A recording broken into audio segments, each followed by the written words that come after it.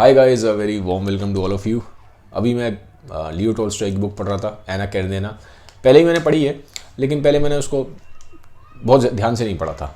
ठीक है, लेकिन अभी जब मैं उसको पढ़ रहा हूँ तो थोड़ा सा मैं उसको ध्यान से पढ़ रहा हूँ। तो बुक इंटरेस्टिंग है और बुक में काफ़ी सारी उसमें फ़िलासफ़िकल और साइकोलॉजिकल डेप्थ दोनों ही हैं। और अगर आप लिटरेचर के वर्ल्ड से वाकिफ़ हैं तो आपने लियो टॉल्स्टॉय का नाम ज़रूर सुना होगा। और इनफैक्ट ये बोला जाता है कि जो ये किताब है एना कैरेनिना, ये वर्ल्ड की बेस्ट किताब है when it comes to literature. अगर बेस्ट नहीं है तो टॉप 5 में तो ज़रूर नाम आता है। अगर आप अभी गूगल करेंगे, आप डालेंगे ना top 5 books in the world of literature, तो उसमें एना कैरेनिना का नाम आएगा ही आएगा। ठीक है, तो अब क्वेश्चन ये है कि हमें किताब क्यों पढ़नी चाहिए। ठीक है, बहुत लोग पूछते हैं कि क्यों पढ़ें, अगर हम पढ़ भी रहे हैं तो क्या है इसमें ऐसा। तो कुछ पॉइंट्स मैं आपको बताऊंगा। अगर आपको उन चीज़ों में इंटरेस्ट है, उन पॉइंट्स में इंटरेस्ट है, तो आप उस किताब को पढ़ें। ज़रूरी नहीं है कि कोई किताब अगर बेस्ट है, हर बंदा पढ़ रहा है तो हम भी पढ़ें। ठीक है, लेकिन फिर एक क्यूरोसिटी उठती है कि यार बेस्ट है, दुनिया पढ़ रही है, तो क्यों बेस्ट है, और अगर मैं उसको पढ़ूँ तो मुझे इससे क्या मिलेगा। तो ये वीडियो इसी के ऊपर है कि ये अगर पॉइंट्स अगर आपको चाहिए, ठीक है, अगर आपके दिमाग में वो चीज़ें घूमती हैं या अगर आपको लाइफ में वो चीज़ें आपको चाहते हो कि आपके आए, उसके लिए आप ये किताब पढ़ना। ठीक है, अब सारे पॉइंट्स कवर करना पॉसिबल नहीं है, क्योंकि देखो लिटरेचर ना पर्सपेक्टिव्स पे डिपेंड करती है। सब्जेक्टिव सब्जेक्ट है, ऑब्जेक्टिव नहीं है। ठीक है, हर बंदे का अलग इंटरप्रिटेशन होता है जब किताब पढ़ता है। तो हर बंदा अपने हिसाब से किताब पढ़ता है, अपने हिसाब से मीनिंग निकालता है। तो कुछ पॉइंट्स जो मैंने ढूंढे हैं, जो मुझे लगे, वो मैं आपको बताऊंगा। अब ज़रूरी नहीं यही पॉइंट्स हो सकते हैं, उसको पढ़ने के और रीज़न भी हो सकते हैं। ठीक है, तो ये बड़े मुझे 4-5 रीज़न दिखाई दे, वो आज की वीडियो में बताऊंगा कि क्यों पढ़नी चाहिए आपको एना कैरेनिना। पहला रीज़न है, इस किताब में ना लिटरेरी रियलिज्म है। ठीक है, जनरली रशियन लिटरेचर में रियलिज्म होता ही है। ठीक है, अब रियलिज्म है क्या, क्या मतलब है इस टर्म का। इसमें जो कैरेक्टर्स बनाए हैं टॉल्स्टॉय ने, वो आपको लगेगा कि रियल लाइफ में बिल्कुल एग्जिस्ट करते हैं। सड़क पे आप जाएंगे, आपको लगेगा जो मुझे लोग मिल रहे हैं इसमें वो कैरेक्टर है। आपके हो सकता है बिल्कुल घर में आपके आसपास आपको दिखाई दे, अपने अंदर भी कुछ आपको एलिमेंट्स दिखाई दें उन कैरेक्टर्स के। तो कैरेक्टर्स बिल्कुल रियलिस्टिक है, बिल्कुल लगेगा आपको कि रियल वर्ल्ड में एग्जिस्ट करते हैं। मतलब ऐसा नहीं है कि जैसे आप कोई सुपरमैन या बैटमैन टाइप है, जैसे कोई रियल वर्ल्ड में एग्जिस्टेंस ही नहीं है। ठीक है ना, तो ये बिल्कुल रियलिस्टिक कैरेक्टर्स बनाए हैं टॉल्स्टॉय ने, और आपको लगेगा कि यार हाँ, वाकई में ऐसे कैरेक्टर एग्जिस्ट करते हैं। ठीक है, हो सकता है आप उनको पढ़ने के बाद अपने अंदर भी इंट्रोस्पेक्ट करें और आप ढूंढने की कोशिश करें कि यार इस कैरेक्टर में जो एलिमेंट है, जो ट्रेट है, वो मेरे अंदर भी है कि नहीं। ठीक है, तो मजबूर करता है राइटर आपको उस तरह से सोचने के लिए। ठीक है, तो ये है रियलिज्म। तो रियलिज्म इसमें बहुत ज़्यादा है, पहली चीज़। सेकंड में बोलूँगा कि कोई भी इंसान जिसके दिमाग में एग्जिस्टेंशियल क्वेश्चंस हैं, ठीक है, उसके लिए ये किताब है। अब कैसे है, देखो, लियो टॉल्स्टॉय ने 1870s के आसपास ये किताब लिखी थी। ठीक है, 1850 में उनकी शादी हुई। शादी उनकी शुरू में बहुत अच्छी चली, शुरू के 10-15 साल इनकी शादी बहुत अच्छी चली, बहुत सारे इनके बच्चे भी हुए। लेकिन 1870 तक आते आते इनको मिड लाइफ क्राइसिस ने हिट किया। इनको ये सब क्वेश्चंस आते थे कि मैं यूनिवर्स में क्यों हूँ, मेरा क्या पर्पस है, मैं यहाँ क्यों आया हूँ, कहाँ से आया हूँ, कहाँ जाऊँगा, तो मीनिंग ऑफ लाइफ क्या है। तो ये जो एग्जिस्टेंशियल क्वेश्चंस होते हैं ना, तो kind of mid life crisis ने इनको हिट किया था। तो इन्होंने ये किताब फिर लिखनी स्टार्ट करी। शायद उनको लगता था कि मैं इस किताब के थ्रू उसका मीनिंग ढूंढूंगा। ठीक है, और इसमें इन्होंने कई सारे कैरेक्टर्स ऐसे बनाए जो इन क्वेश्चन से ग्रैपल कर रहे हैं, इन क्वेश्चनों से जूझ रहे हैं। ठीक है, तो वहाँ टॉल्स्टॉय ने आपको हिंट्स दिए हैं। देखो, बिल्कुल एग्जैक्ट ऐसा नहीं होता कि किताब पढ़ेंगे और आपको मालूम पड़ जाएगा कि किताब में लिखा हुआ है कैरेक्टर ने ये है मीनिंग ऑफ लाइफ, ऐसा नहीं है। लेकिन आपको इनडायरेक्टली वो पोर्ट्रे कर देगा कैरेक्टर कि इसके थ्रू आप मीनिंग ऑफ लाइफ ढूंढ सकते हैं। ठीक है, बहुत सिंपल मैं अभी आपको एग्जांपल देता हूँ। जैसे कि इसमें कैरेक्टर है लेवन। ठीक है, लेवन कैरेक्टर है। अब लेवन जो रहता है वो कंट्री साइड में रहता है। कंट्री साइड समझ लीजिए शहर के बाहर का हिस्सा है, थोड़ा गाँव वाला एरिया। ठीक है, मॉस्को के पास एक कंट्री साइड था, वहाँ वो रहता था। अब जो लेवन है बड़ा सिंपल सा आदमी है, बहुत सिंपल सा आदमी है। उसका दोस्त है स्टीफन, वो रहता है मॉस्को में, शहर में। तो लेवन जब स्टीफन से मिलने आता है तो शुरू में ऐसा लगता है कि जो स्टीफन की लाइफ है वो ज़्यादा अच्छी है। भाई शहर में रह रहा है, पैसे वाला आदमी है, लग्जरी है, ठीक है, बंगला गाड़ी सारी उसके पास, लाइफ में एंजॉयमेंट करने के लिए चीज़ें हैं, तो उसकी लाइफ बड़ी अच्छी दिखाई गई है। स्टार्टिंग में आपको ऐसा लगेगा जो स्टीफन है, इन जनरल जब एक्सटर्नल वर्ल्ड की बात हो रही है तो सबके पास सब कुछ है, उसके पास बड़ा सक्सेसफुल है in terms of money, in terms of wealth. ठीक है, लोग भी उसके आसपास घूमते हैं और उसको लाइक भी करते हैं। तो इस तरह से है स्टीफन। जबकि लेवन जो है वो दिखाया गया है वो एक कंट्री साइड वाले एरिया से आ रहा है, तो हाँ लाइफ में उतनी लग्जरी नहीं है, बड़ी सिंपल सी लाइफ है।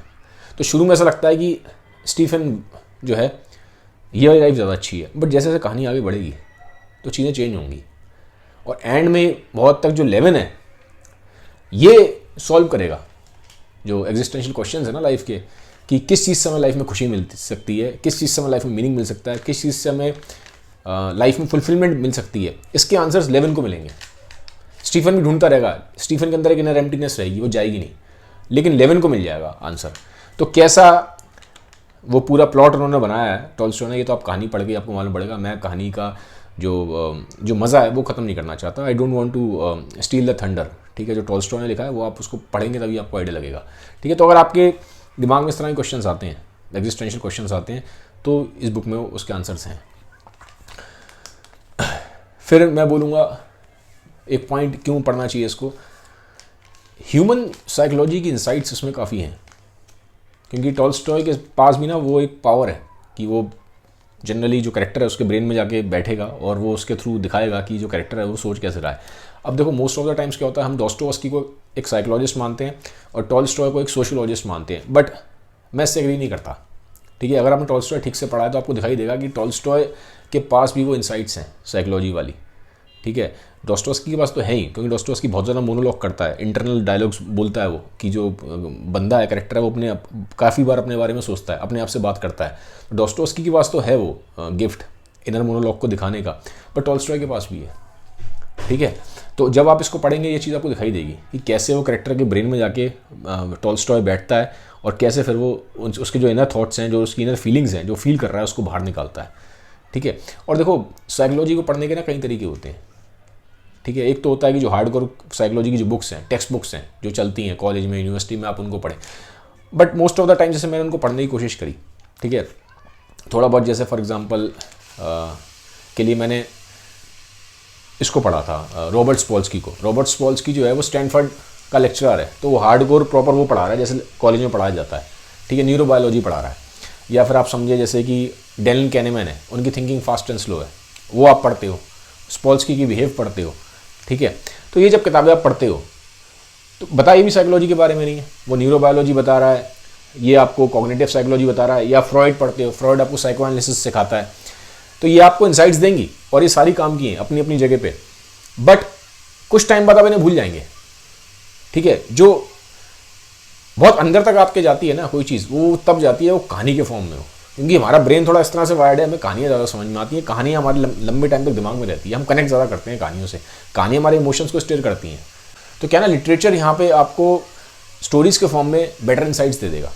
फिर मैं बोलूँगा कि अगर आपको ये जानना है कि जो सोशल प्रॉब्लम्स हैं उस टाइम की रशिया में वो क्या थी, और कहीं ना कहीं ऐसा नहीं कि उसी टाइम पे थी, वो आज भी एग्जिस्ट करती हैं, बहुत सारी नहीं भी करती, कुछ करती भी हैं, कुछ नई भी आ गई हैं सोशल प्रॉब्लम्स, ठीक है। क्योंकि सोशल प्रॉब्लम्स जैसे जैसे लाइफ इवॉल्व होती है, जैसे जैसे सोसाइटी इवॉल्व होती है, चेंजेस आते हैं, बट सोशल प्रॉब्लम को उस टाइम उन्होंने कैसे सॉल्व किया लिटरेचर की हेल्प से, ये आपको मालूम पड़ेगा। क्योंकि देखो क्या होता है, उस टाइम पे जो वर्ल्ड है वो उतना कभी फ्री नहीं था, इतना एक्सप्रेस करने के लिए आपको मौका नहीं दिया गया था। तो राइटर्स क्या करते थे, राइटर्स ना लिटरेचर के थ्रू, फिक्शन के थ्रू उसको इनडायरेक्ट वे में उस प्रॉब्लम को हाईलाइट करते थे और उसको सॉल्यूशन देने की कोशिश करते थे, ठीक है। तो ये आपको मालूम पड़ता है कि किस तरीके से जो राइटर्स हैं वो सोशल प्रॉब्लम को सॉल्व करने की कोशिश करते हैं through the help of literature. तो ये कुछ रीजंस हैं जिसकी वजह से मुझे लगता है कि आपको इस किताब को पढ़ना चाहिए। फिर फाइनली मैं बोलूँगा, बहुत लोग पूछते हैं कि हमसे किताब नहीं पढ़ी जाती, भाई 900 पेज की किताब है, आदमी नहीं पढ़ पाता, लोगों के पास उतना टाइम नहीं है, तो बहुत लोग कहते हैं कि मूवीज़ देख लेते हैं, कोई मूवी बता दो आप। अब जनरली नेटफ्लिक्स ने इसके ऊपर मूवी बनाई है, और पहले भी हॉलीवुड में इसके ऊपर मूवीज़ बनी है, आपको यूट्यूब पे मिल जाएंगी, कहीं ना कहीं किसी प्लेटफॉर्म में मिल जाएगी। बट मूवीज़ में एक प्रॉब्लम है, एक दिक्कत क्या है, मूवीज़ में ना जो कहानी है इसकी वो आधी दिखाई गई है, क्योंकि इस कहानी में ना 2 प्लॉट है। एक प्लॉट है जो जिसके नाम पे किताब है, एना कैरेना, एना एक लेडी है, कहानी उसके ऊपर है। तो ज़्यादातर मूवीज़ में जो एना की कहानी है वहाँ पे जो ख़त्म होती है वहाँ मूवी ख़त्म हो जाती है, लेकिन जब आप बुक पढ़ेंगे तो एक कहानी और है लेवन की, तो लेवन की कहानी को दिखाया ही नहीं गया है मूवीज़ में, ठीक है। उन्होंने कहानी सिर्फ एना के राउंड ही रिवॉल्व करके पहली कहानी जहाँ ख़त्म हो रही है उसको वहाँ ख़त्म कर दिया है मूवी को, लेकिन इस बुक में 2 कहानियाँ हैं, तो जो दूसरी कहानी है वो मूवीज़ में दिखाई नहीं गई है, वो लेवन की कहानी है। इसलिए मैं बोलूँगा कि आप बुक को पढ़िए, क्योंकि बुक में क्या है, बुक में डेप्थ है, और बुक में एंटायरिटी में आपको चीज़ें समझ में आएंगी, एक बड़ा एक वाइडर आपको एक स्कोप मिलेगा। फिर फाइनली मैं एक वर्ड ऑफ कॉशन भी बोलूँगा इसमें, किताब में कुछ जगह जो सीन्स हैं वो डिस्टर्बिंग है।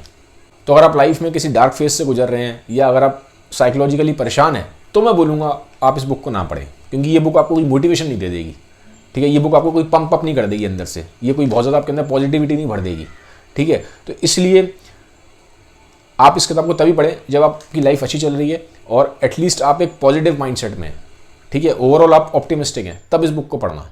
अगर ऑलरेडी, जैसा कि मैंने बोला, अगर आप डार्क फेज में लाइफ के, अगर आप किसी बहुत ख़राब टाइम से गुजर रहे हैं, तो अगर आप उस टाइम पीरियड पे इस बुक को पढ़ेंगे तो हो सकता है जो बुक का इन्फ्लुएंस है वो आपके ऊपर अच्छा ना हो, ठीक है। तो मैं बोलूँगा उस केस में इसको अवॉइड करें। ये तभी पढ़ें जब लाइफ आपकी ओवरऑल पॉजिटिव चल रही है और आप एक ऑप्टिमिस्टिक माइंड स्टेट में, ठीक है। Thank you.